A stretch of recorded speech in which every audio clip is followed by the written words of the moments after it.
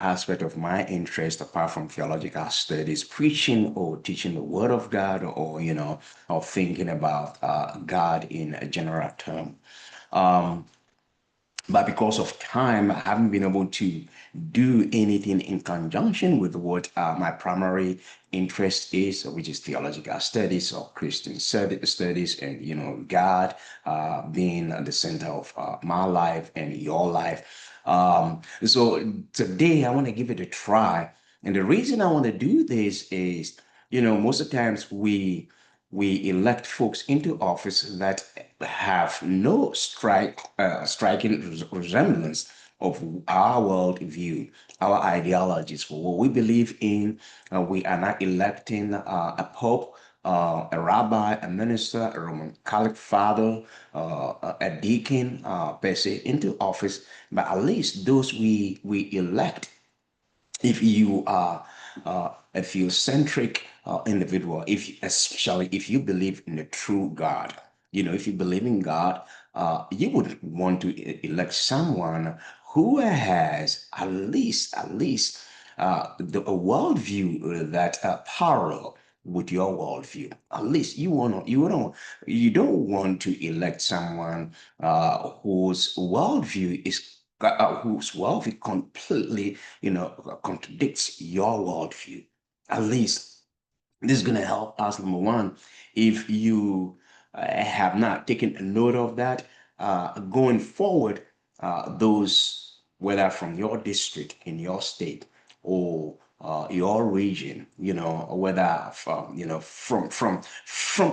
district all the way to the council members, right up to school board members, to the state legislatures, all the way to the federal level. If you find one individual within that group that seems to be your representative, that is not giving you the right representation, then now you can know how to target your prayers. The mistake has already been done, but this is solely for you to know who is representing you at your district, in your state, and then you would have an opportunity to be praying for the individual. So next time you have an opportunity to go to the voting booth, to vote for someone, you would, if you are not already an activist, you see what I'm saying, or at least you have the mindset of who you want to represent you. So if you have no one represent you at this moment, you can still target your prayer. So, because you hear me say this all the time, in from Proverbs chapter 21, for instance, that the heart of a king is in the hands of the Lord. Believe me, prayer works. As you look at this individual. So I'm making a video based on this young fella who, his name is George. I've never met him before, but he's already done, uh, the, the, the the work already. So I'm just representing what he has done, so we can all listen to him. We can learn from that aspect and know what is happening. We're going to learn something that is happening in this at a particular state, in a particular, district, which I believe that will spread out all through the 50 states. So we can learn something from there. This is going to help us tremendously, target our prayers. I don't know about you. I pray for all the 535 members of both chambers. We have 435 members in the House of Representatives, and then 100 senators. I don't know their names by heart, but those that I know, I pray. But I pray for these 535 members. I pray for the executive branch, just made up with the president, and then I also pray for the nine-member at the judiciary. I mean, at the high court. And then I pray for the judiciary. I put it this way: there are three branches, right? The judiciary, the executive branch, and that of the legislature. So I pray for these branches all the time, and I pray for the rich and the famous also. So this is going to help you to kind of like retune your prayer lifestyle, to redirect your prayer lifestyle, to target your prayer lifestyle to particular, politics. And let's face it, we all live in an environment where we are being governed by politicians.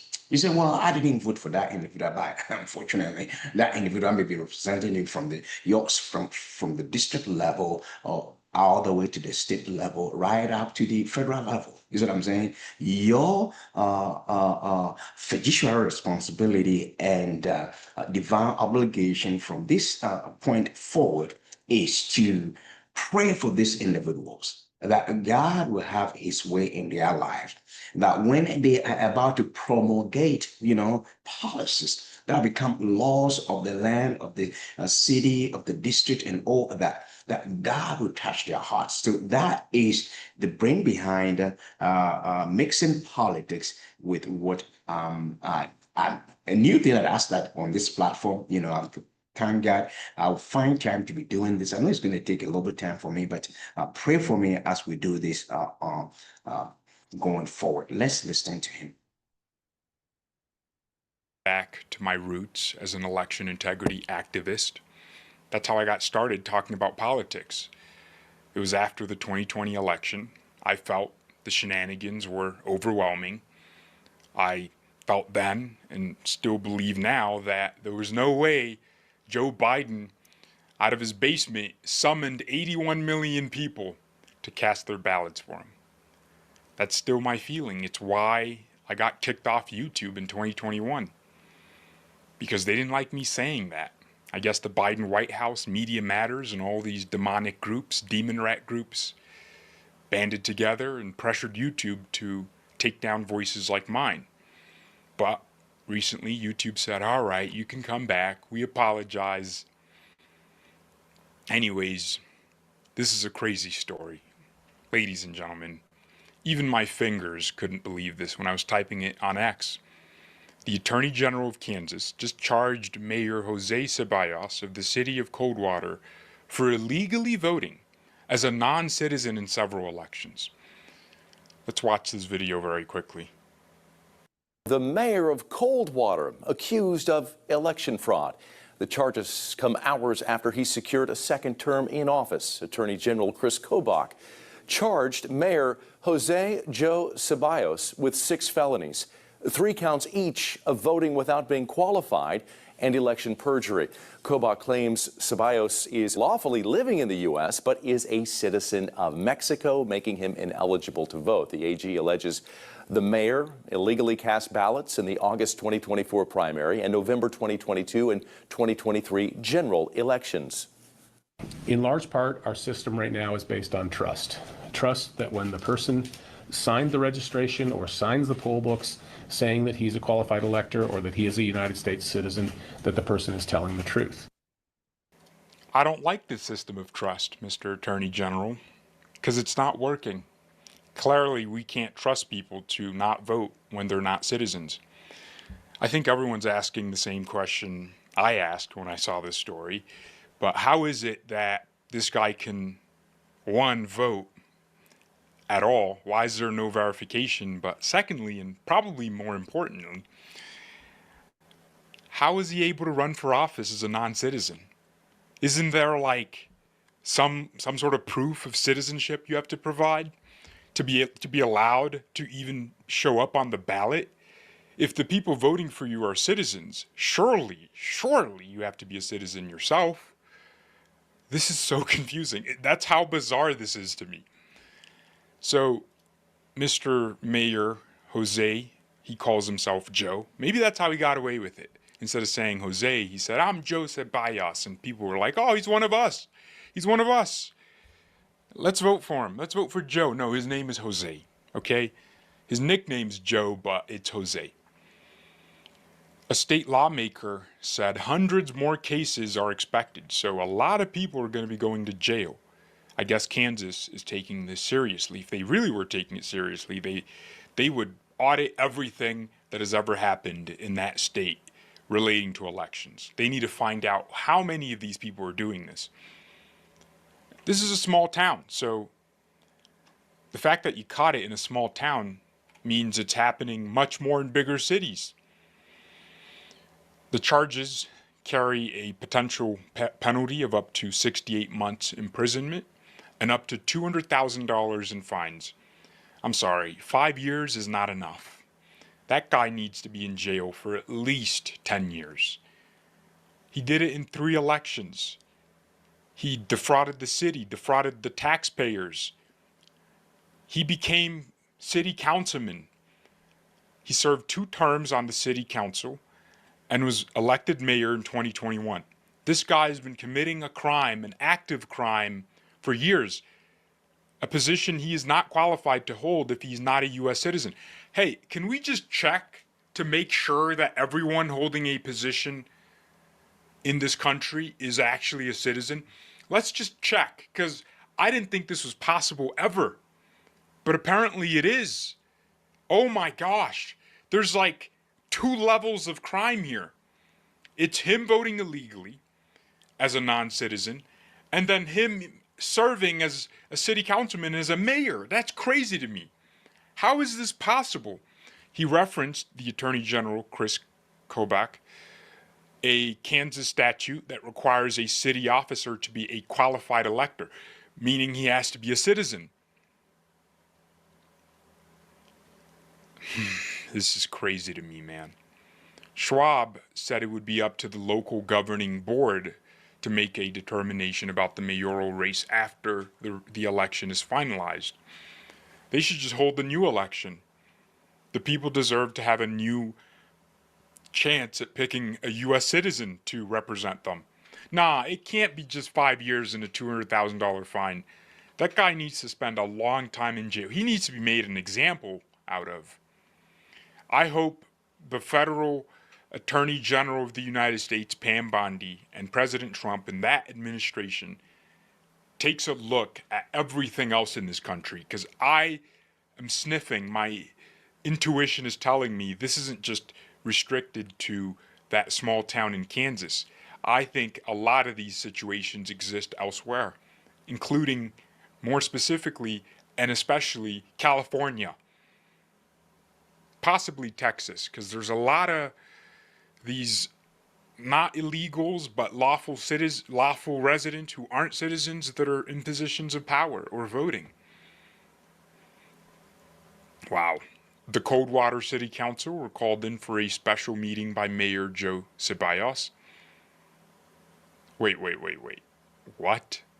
He's still mayor? Ladies and gentlemen, this is what I meant. I'm shocked. I didn't read this part before prepping for the video. While prepping for the video. That's crazy.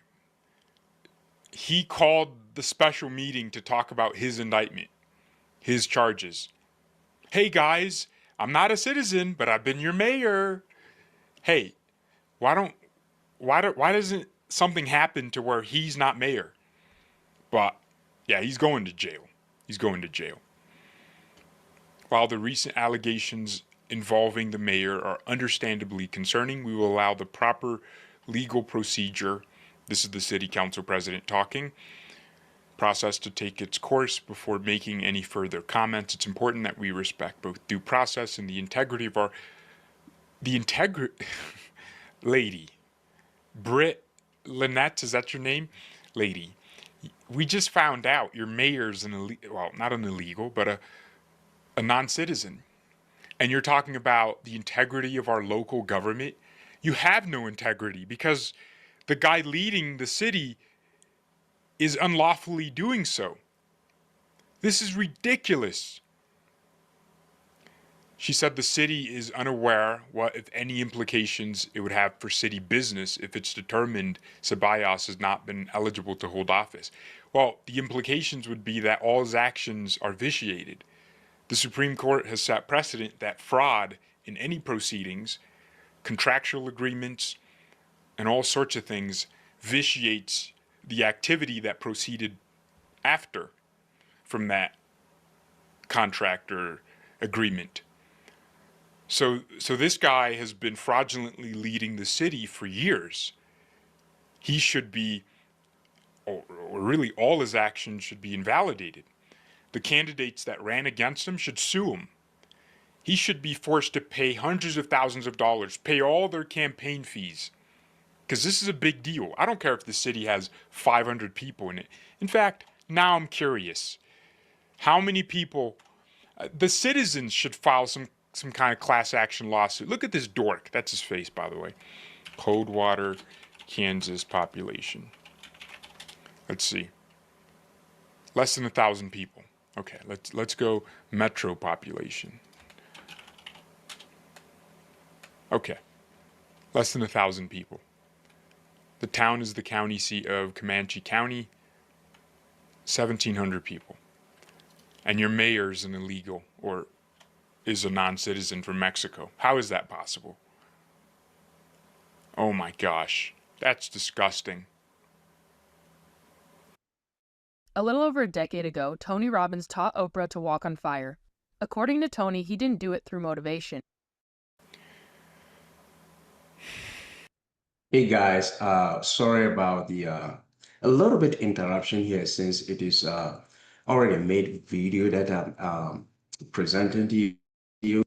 Every once in a while, you are going to see some ads that come in front of the presentation that I have no choice but to allow it to run. If I find it, I mean, I catch it on time, I'll stop it. So please bear with me. This isn't a video that I have generated from the scratch. Again, this is based on this young fellow's content that I am presenting to you. So I want to apologize for the interruption of those ads. All right, let's listen.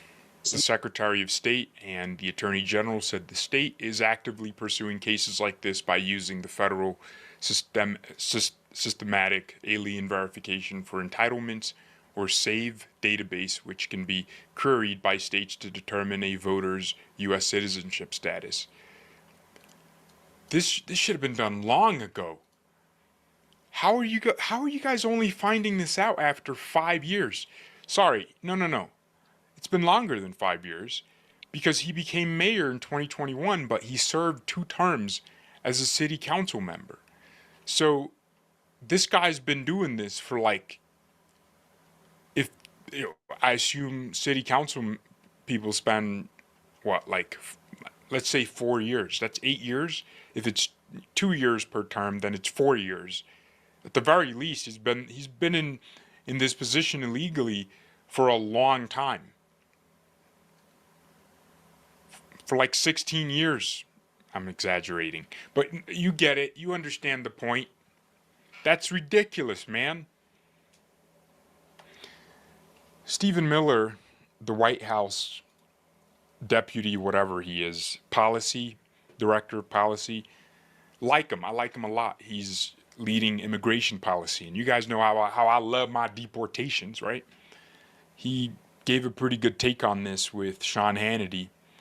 Sean Hannity loves to hear himself talk, but I guess this time around he let Stephen Miller talk about why Democrats are obsessed with letting non-citizens vote by not passing the SAVE Act. The SAVE Act would require proof of citizenship to register to vote, which would invalidate all the shenanigans, half of the shenanigans. Voters want ID, signature verification, chain of custody controls, updated voter rolls. They want partisan observers watching the voting all day, the vote counting all night. That brings integrity to the process and confidence in results. Why would you be against it? The only reason, Sean, you would be against any of that is if you wanted illegal aliens to vote and to vote in incredibly large numbers. So let's just deal with all of this BS right now. Every other country in the world of any note requires an ID to vote.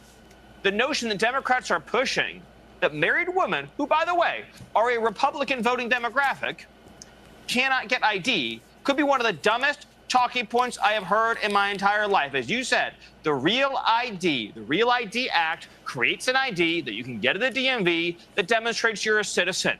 Democrats want illegal aliens to vote. It's why Joe Biden and his administration gave millions, we verified this now, millions with an M, of illegal aliens social security numbers. And once you have a social security number, it is incredibly easy to vote, to collect welfare, to get free government benefits, to participate in every aspect of American life. This isn't a mystery. They want illegals to steal elections, Sean.